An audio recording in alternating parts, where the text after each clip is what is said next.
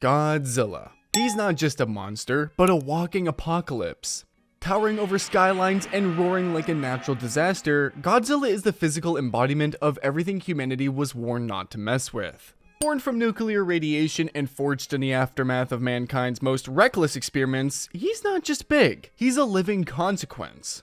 When Godzilla rises from the ocean, city falls. Tokyo, San Francisco, Hong Kong, it doesn't matter. Skyscrapers crumble like dominoes, fighter jets are swatted like mosquitoes, and people scatter as if Judgment Day just clocked in. His atomic breath is basically a beam of radioactive doom, and it doesn't care whether you're a tank or a titan. If you're in the way, you're toast. But here's the twist. Godzilla isn't always the villain. Sometimes he's the savior, wiping out threats even worse than himself. Like King Ghidorah or the Mutos. He doesn't destroy out of malice, he restores balance in the most terrifying way possible. He doesn't speak, he doesn't reason, he acts. And the moment you see that jagged tail rise above the waves, you know it's already too late.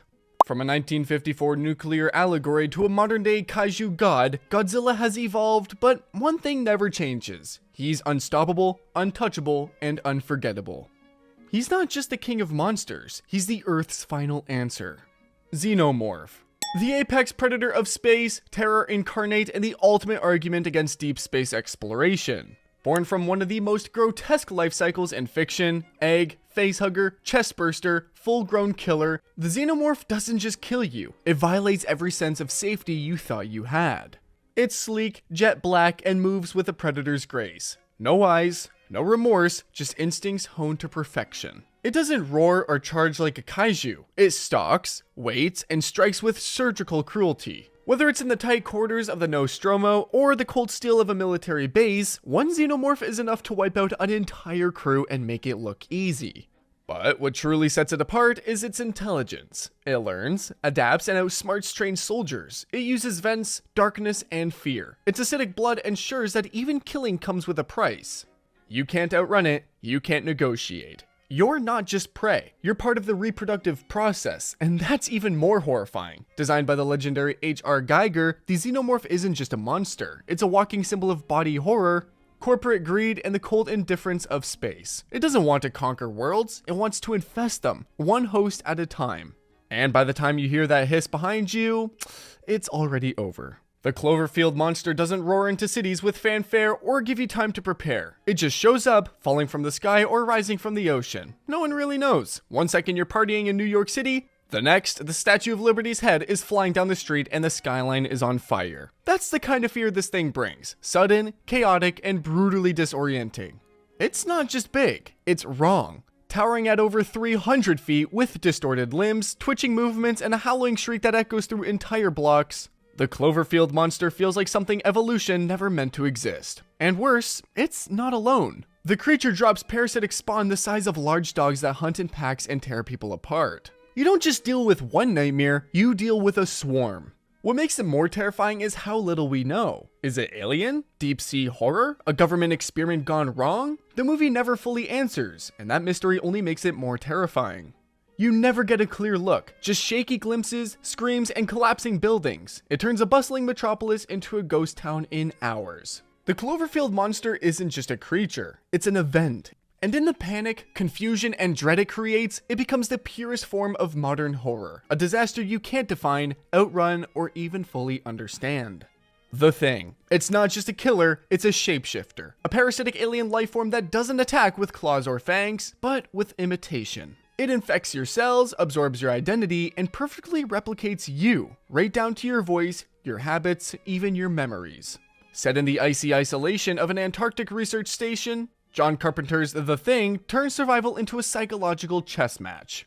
Every creak of a floorboard, every glance from a coworker becomes a source of panic, because once the Thing has infected someone, they don't know it, and neither does anyone else.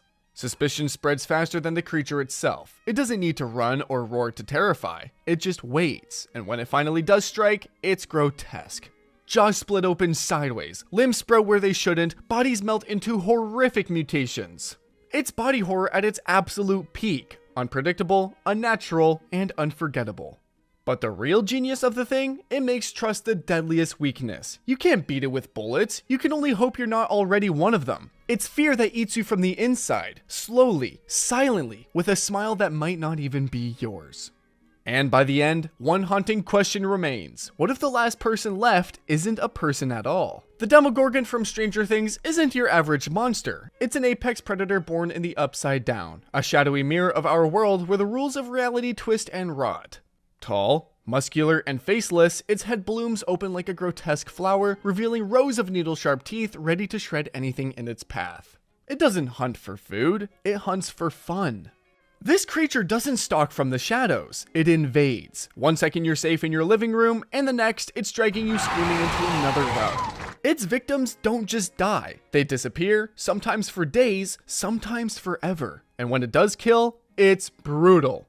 Bones snap, bodies vanish, and all that's left behind is blood and static. But what makes the Demogorgon truly terrifying isn't just the violence, it's the invasion. It breaks through the fabric of reality itself, coming and going as it pleases, immune to walls, weapons, or logic. One rip in space-time is all it needs to turn your quiet town into a horror show. Even worse, it's not alone. The Demogorgon is just one of many horrors lurking in the Upside Down. It's the introduction to a whole ecosystem of nightmares, a glimpse of something bigger, darker, and hungrier. And once that gate is open, there's no such thing as safety anymore. What if the end of your world wasn't war, plague, or climate, but a schedule? Enter the Reapers from Mass Effect, towering biochemical nightmares the size of cities. These ancient sentient machines don't just invade planets, they cleanse the galaxy every 50,000 years. It's not personal, it's protocol. The Reapers aren't chaotic destroyers, they're precise, surgical, and terrifyingly intelligent. Their goal? To harvest advanced civilizations at their peak, converting organic life into more Reapers. It's genocide as tradition, extinction by design. They've done it countless times across countless cycles. Your species isn't unique, you're just next. And here's the twist, no one remembers. Each time the Reapers wipe the slate clean, they erase the evidence. All that remains are myths, ruins, and whispers, until it's too late. Individually, a Reaper is nearly indestructible. Entire fleets fall before one of them, but they don't come alone. They bring armies, indoctrinated slaves, husks, and synthetic foot soldiers. Once they arrive, resistance isn't just difficult, it's practically meaningless. What makes the Reapers so chilling isn't just their power, it's the cold logic behind it. They believe they're saving the galaxy from chaos by hitting the reset button. To them, this isn't murder, it's maintenance. You can't reason with them, you can't outrun them, and if the cycle holds, you can't stop them. You can only hope they're not alive when the countdown hits 0. The Balrog is no ordinary beast. It's a demon of fire and shadow, a relic of Middle-earth's darkest age. Buried deep beneath the mines of Moria, this towering terror was awakened by dwarves who dug too greedily and too deep. What they unleashed wasn't just ancient, it was apocalyptic. Wreathed in flame with a whip that could melt flesh and wings that stretched into nightmares, the Balrog didn't roar, it burned. Every step shook the earth, every breath scorched the air, and when it faced Gandalf, one of the most powerful beings in Middle-earth, the result was a duel that cracked mountains and nearly killed a legend. But what truly makes the Balrog terrifying isn't just its power, it's its rage. This isn't a mindless brute, it's a fallen Maya, a corrupted spear from the same divine order as Gandalf and Sauron. It remembers the First Age, it remembers war, fire, and chaos, and it brings all of that with it. The Balrog doesn't need an army, it is an army, a one-demon apocalypse that sleeps for millennia until something stupid wakes it up. And then all you can do is run, or if you're Gandalf, stand your ground and pray you're ready to face fire incarnate. Suppose making a sound, even a whisper, meant instant death. That's life under the reign of the Death Angels. These monstrous predators from a quiet place aren't here to conquer, they're here to exterminate.